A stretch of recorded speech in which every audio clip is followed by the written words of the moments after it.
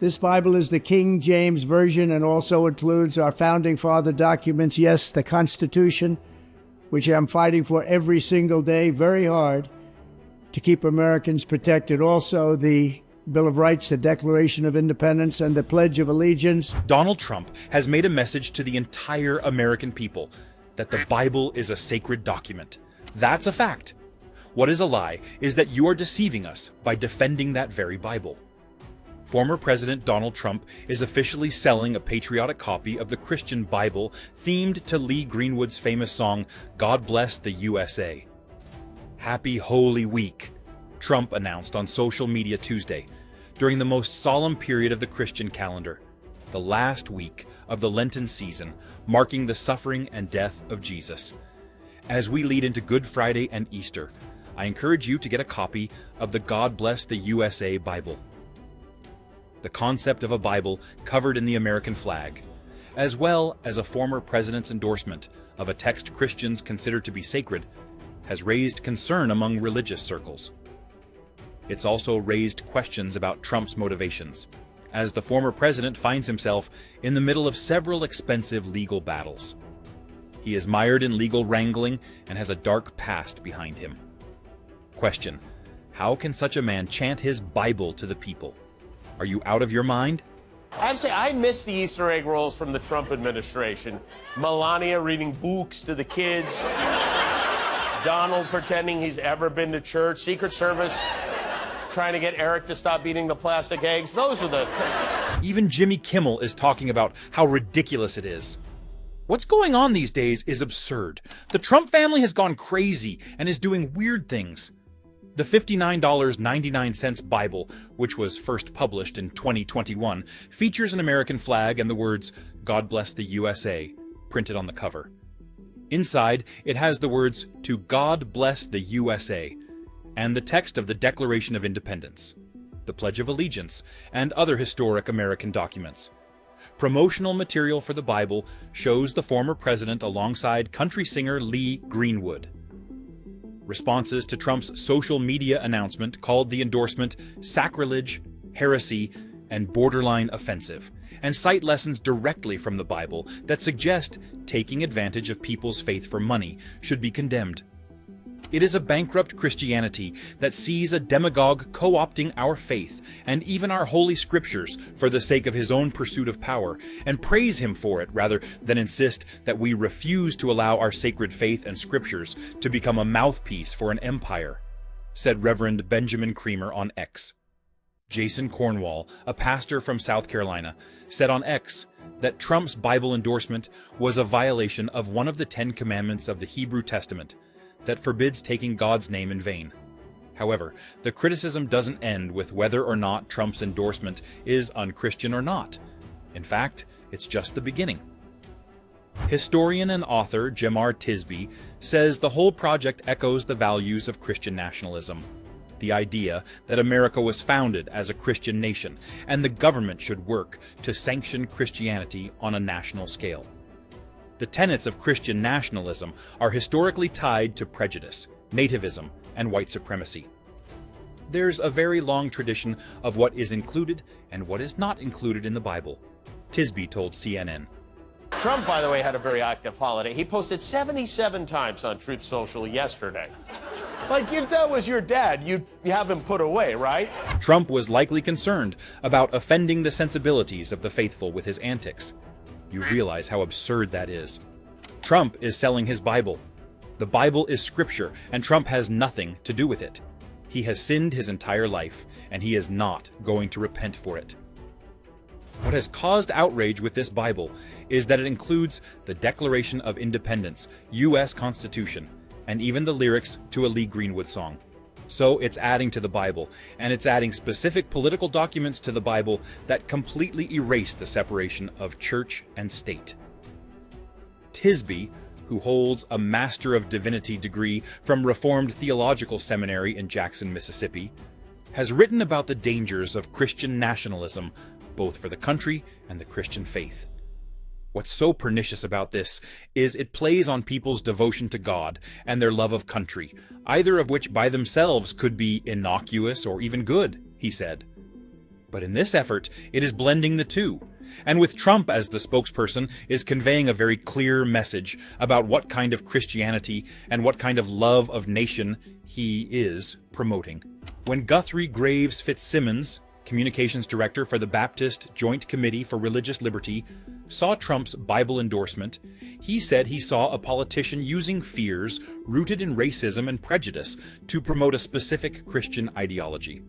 When I hear "Make America Pray Again," I hear Christian nationalist promises that we are going to somehow restore Christianity in this country. And if authoritarianism does come to the United States, it's all but guaranteed it will be done in the name of Christianity, which is a very scary thought. Graves Fitzsimmons holds a Master of Divinity degree from Union Theological Seminary in New York City and also works with the group Christians Against Christian Nationalism. He says things like the God Bless America Bible overlook the many, many Christians who do not agree with Trump's politics or the blending of patriotism with faith. There is a diversity within American Christianity that gets overlooked whenever politics and religion intersect, he told CNN. There's this false notion that most American Christians are pushing for anti-abortion restrictions and are anti-LGBTQ, and the opposite is actually true. Christians, I would argue, are the ones who are most concerned about the effects of Christian nationalism in this country. One of the posts was this message of peace. He wrote, "Happy Easter to all, including crooked and corrupt prosecutors and judges that are doing everything possible to interfere with the presidential election of 2024 and put me in prison, including those many people that I completely and totally despise. Blah, blah, blah. Happy Easter, everyone." Oh yes, how he loves to blame everything on the current government, but not himself. What makes you think you can do anything? Why do you think it's okay to do lawless things in this country? You're the one who should really be in jail. Your money is not infinite, and soon you will be finished. Former President Trump on Tuesday blamed his successor for the burgeoning crisis at the southern border, saying previous progress has been eroded under President Biden. In an interview with Fox News Channel's Maria Bartiromo, Trump argued that his working relationship with Mexico and the partially constructed border wall had acted as deterrents for migrants while he was in office. "We did a lot of things, and all of that is now eroded," Trump said. "Today, they're coming in from all foreign countries. They're dropping them off, and they're coming into our country, and it's a disgrace. They're going to destroy our country if they don't do something about it." This is the kind of nonsense I've heard for a long time, and yet people believe it. I suggest him to calm down and sleep before new court cases. Because what this man carries in public is pure evil and provocation. He is unable to accept that he is a criminal who should be behind bars. What do you have to say about this? And then we have Brother Eric, who took his "look at me, Dad, please look at me" act to Hannity. They have charged my father with 34 felony counts. It's been what they've been doing to my father since he came down that escalator. I've been by my father's side almost the entire time. My father's been censored. My father, that man right there on the stage, my father didn't do a damn thing wrong. He's a great president. He's a great person. He's a great father. And in case I didn't mention it 5 times already, he's my father. Jimmy Kimmel has once again trashed Trump and his family. They are trying to justify their lying family member who is corrupt to the core. Eric Trump made a wild claim about his father, Donald Trump, as he railed against New York after last week's landmark ruling in the fraud case against his family. "My father built the skyline of New York City, and this is the thanks he gets," he said on Fox News on Friday evening, hours after a judge ordered the former president to pay $355 million. Eric Trump and his brother, Donald Trump Jr., were each ordered to pay $4 million in the case, and all three are also facing other sanctions. They've vowed to appeal. Angry Eric Trump, "My father built the skyline of New York City, and this is the thanks he gets." Donald Trump owns or manages several buildings on the New York City skyline. Some, such as Trump Tower, were built for him. Others were built previously by other owners, with Trump later acquiring some share of ownership or interest. In other cases, Trump's company might manage properties, but did not build and does not own the buildings. Curbed has a look at his real estate portfolio in New York. Even including all of those properties, the buildings do not add up to a large portion of the skyline. Nor do they include its most distinctive features. As the former president's critics were quick to point out on X, this is funny for two reasons. One, Trump in no way built the skyline of New York City. And two, the suggestion that Trump conducted any business, anywhere, at any time, for any reasons other than selfishness or economic self-interest. Like he deserves NYC's gratitude? Jimmy is surprised at how deceitful people can be to try to justify his thief and rapist father for so long. The youngest son of the former president has long been unwilling to see his father, unlike the eldest. Trump or his team, someone shared this video on Truth Social last night. What happens after Donald Trump wins? What's next for America? Okay, if you zoom in, you can see they slipped in the words, a unified Reich. As the geniuses say, it's in the little things that all the mystery lies. Jimmy's focus on this is not in vain, because Trump's post-victory plans are truly horrific. Former U.S. leader Donald Trump has said he will close the U.S. southern border and stop the flow of migrants from Mexico after winning the upcoming presidential election. On the first day of my new administration, I will seal the southern border, put an end to this invasion, Trump said at a rally in the state of New Jersey, where 100,000 people gathered, according to U.S. press estimates. The politician also promised to send the illegals, whom he called allies of U.S. President Joe Biden, home where they belong. A dubious idea, just like his building a wall on the border. He poured a huge amount of money into an empty fence that migrants ended up walking through. To me, his plan is doomed. Trump may make many unexpected and even sensational statements, such as that he will allow Russia to attack a NATO member state that does not pay enough for the alliance's defense. Trump's recent comments about Russia and NATO also drew a rebuke from alliance chief Jens Stoltenberg, who said it could jeopardize the lives of U.S. and European soldiers, but expressed doubt that the U.S. would leave the bloc. But there are some of the campaign promises that Trump has repeated most often during the campaign. NATO was busted until I came along. I said, everybody's going to pay. They said, well, if we don't pay, are you still going to protect us? I said, absolutely not. They couldn't believe the answer. And everybody, you never saw more money pour in to Secretary General Stoltenberg. Well, I don't know if he is anymore, but he was my biggest fan. He said, all these presidents came in, they'd make a speech, they'd leave, and that was it. Ha former president has proposed a tough approach to international relations, floating the idea of a universal 10% tax on all goods coming from countries outside the U.S. in an attempt to prioritize domestic production. The biggest fear in Brussels is that Trump will significantly reduce the volume of EU-U.S. trade relations. The European Union is working on a formal assessment of what a Donald Trump presidency would look like, and planning how to respond to any punitive trade measures that could hit the bloc if he wins the U.S. election. Brussels notes that the former U.S. president's rhetoric towards the European Union has become increasingly aggressive. As far as I am concerned, this man will destroy all our alliances around the world, and now we will be a closed country ruled by an embittered dictator. What else does this man have to do for people to see what he is? Just grow the mustache? What if he grew the mustache? What if he grew a little blonde Hitler mustache, started strutting around with his arm out straight? You think it would have any effect? How many of his supporters do you think would say, all right, that's too much for me? I guess maybe 10. Trump's supporters certainly deserve separate attention. Their loyalty is off the charts because in 2021 and now, they keep knocking on an empty door. What they don't realize is that they are doing more and more stupid things every day. Donald Trump's second term as president raises serious concerns about the future of the United States. Despite his promises to make America great again, his previous term demonstrated a number of problems that would only be exacerbated if he were reelected. Firstly, Trump has established himself as a politician who divides society rather than unites it. His rhetoric often sows discord and hatred, leading to increased internal conflict and polarization. This not only hinders constructive dialogue, but also weakens democratic institutions, creating the ground for political instability. Second, its approach to foreign policy has shown inconsistency and unpredictability.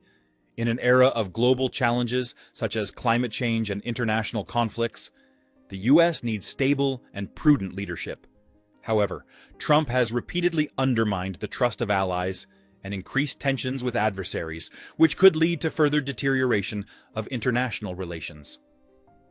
Third, his economic policies, despite short-term successes, have left behind significant problems. Rising public debt, income inequality, and weak social support could worsen if Trump retakes the presidency. His favoring the interests of large corporations over the needs of the middle class and poor threatens the long-term stability of the country's economy. Finally, it is worth remembering his repeated attempts to undermine the credibility of the electoral system and the media.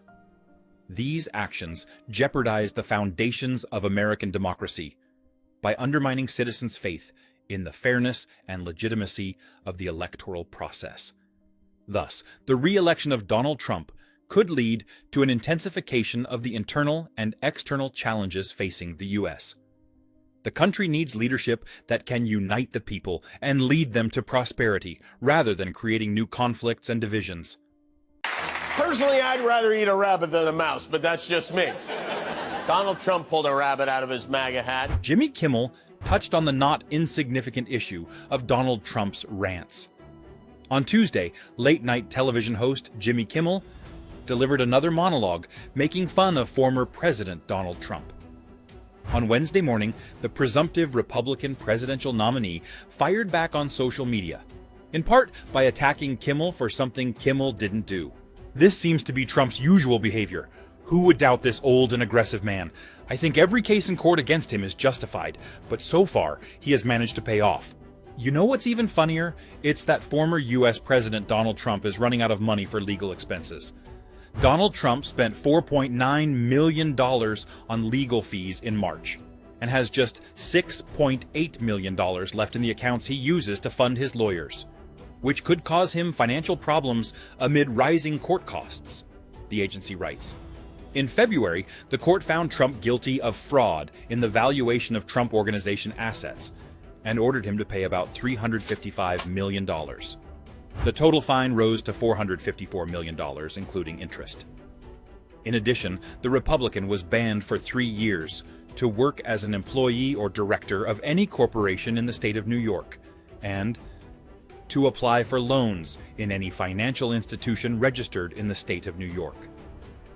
Now he has no money left, and Jimmy talked about how the foolish upstart has begun to seek help from the richest man in the world. I think you can guess who that was.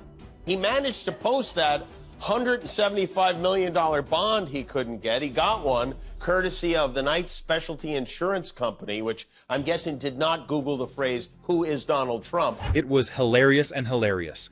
Trump didn't spend $1 from his personal wallet, but simply used a ready-made one. After that, you're saying he's a wonderful person? He's a loser who people quickly ousted from his first term, and will quickly oust from being a pretender to the presidency as well. Calling Kimmel stupid, Trump lashed out at the comedian for his performance as host of the Academy Awards in March, and specifically for reading aloud from the stage Trump's social media post criticizing his work. Trump claimed that Kimmel read the post right before he stumbled while announcing the biggest award, Picture of the Year. Trump continued, "It was a classic shock, one of the biggest in show business, and to top it all off, he forgot to utter the famous and obligatory phrase, 'and the winner is.' Instead, he stuttered as he opened the envelope." Facts above all else, Trump's claim is untrue. Kimmel was not the person who uttered the unusual harsh phrase when announcing the Best Picture award that the movie Oppenheimer won. It was legendary actor Al Pacino whom Kimmel introduced. And the standard phrase Pacino forgot to utter when announcing the award is, "and the Oscar is awarded," not "and the winner becomes the winner," as was the custom until 1989. Our former president got a loan from a repo man. And not just any run-of-the-mill repo man. Yes, you heard right. That's right. He's being paid by the foreclosing party. How are they the same, don't they? It is noted that there is $6.8 million left in the accounts that the former American leader uses to pay lawyers. This may force Trump to look for new sources of funding. For now, he pays for legal services thanks to the Save America Political Action Committee, which can accept donations from donors. Since January 2023, Save America has spent more than $62 million on legal fees. The Republican Party's National Committee has already refused to pay Trump's legal expenses, the publication adds. The former U.S. head of state may try to raise more money from his donors or leverage his own fortune, Bloomberg adds. Trump is a defendant in several cases, including the storming of the Capitol, possession of classified documents, and forgery of financial documents. After all this, he tried to encroach on Joe Biden and began actively slandering him. That's very nasty, little Donald. Trump posted bond and then posted on Truth Social. This is one of the dozens of crazy things he wrote today. Please remember, all of these lawsuits, charges, and indictments that have been brought against me have been orchestrated and coordinated by crooked Joe Biden. Don't you think that's strange? He only blames one person for everything. For him, the center of all problems is our president. I think I agree with Jimmy about his intense obsession with the current president. Donald Trump, speaking to supporters in Florida, was extremely disrespectful of current President Joe Biden, calling him a laughingstock occupying the White House. This is just ridiculous. Why doesn't he get tired of doing that? Because it's the only thing that turns people on, and they therefore follow him like a herd of stupid sheep. According to Trump, under Crooked Joe, Americans got chaos, bloodshed, war, terror. The former president considers Biden a laughingstock who occupied the White House. Trump noted that U.S. opponents around the world can't believe how lucky they are to have Biden. And every monster, villain, dictator, and terrorist on the entire planet feels great under the current American president. Earlier, former White House chief Donald Trump said that U.S. President Joe Biden is subordinate to the former leader of the country, Barack Obama. According to Trump, Obama is Biden's boss. Before that, Trump compared Biden's negotiating skills to the performance of high school soccer players. Mr. Trump, you might want to reconsider and make sure you're okay. Ashamed of anything, he should at least be ashamed of this. He also called the charges in his latest New York fraud case a fabricated election interference con job, which I think is interesting because, I don't know if you remember, this was also his clue on Jeopardy. Fabricated election interference con job. Jimmy Kimmel emphasized once again that Trump is like a little child blaming only one person for all his troubles and misfortunes. This is very funny. Former U.S. President Donald Trump said on social network Truth Social that the decision by a New York state court to convict him of fraud was evidence of the Democrats' desire to prevent the Republican from running for president in 2024. Trump said what happened was a horrible reminder that radical left-wing Democrats will stop at nothing to prevent him and the American people from winning the presidential election. He called the court's verdict ridiculous and wrong. After all, it would be right to close all cases and simply forget about everything, wouldn't it? The former president believes the decision by the unstable New York court becomes a new stage in the radical fight against him, and also undermines his status as the leading candidate for the presidency, substantially ahead of incumbent White House Chief of Staff Joe Biden. We are fast becoming a communist country. My civil rights have been violated, he emphasized, urging the appeals court to reconsider the verdict.